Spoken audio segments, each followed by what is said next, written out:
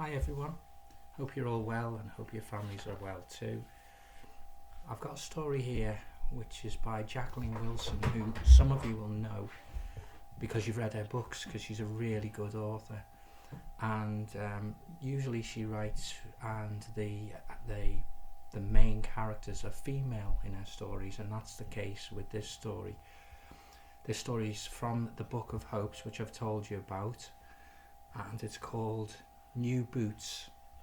And the other interesting thing about this story is that it's set in Victorian times, which I thought would be good because we're looking at the Victorians at the moment as well.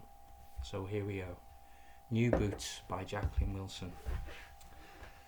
There's a huge hole in my right boot and the sole flaps madly on the left.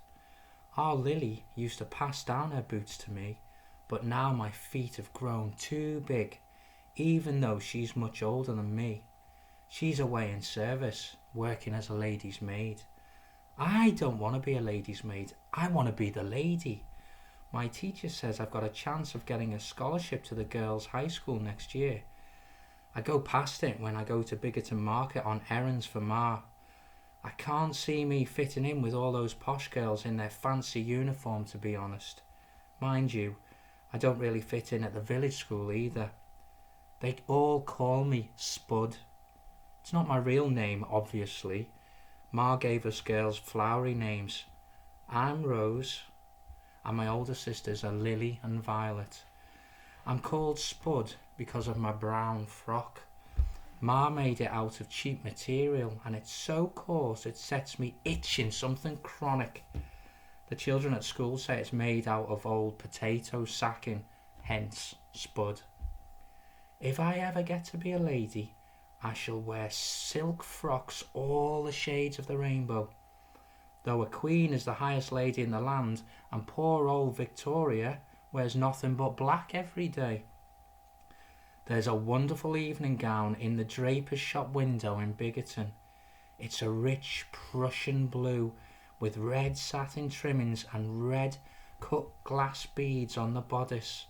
Someone has arranged a pair of scarlet kid boots beside the deep blue hem, the perfect touch.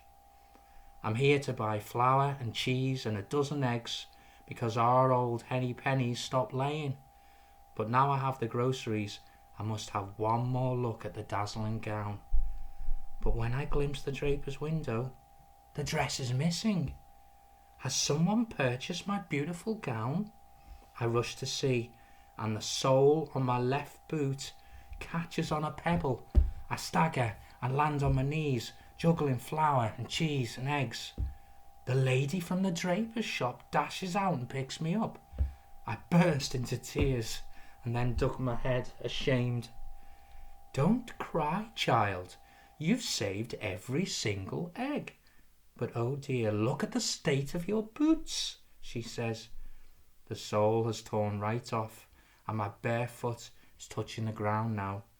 Are these your only pair? She asks gently, and I nod.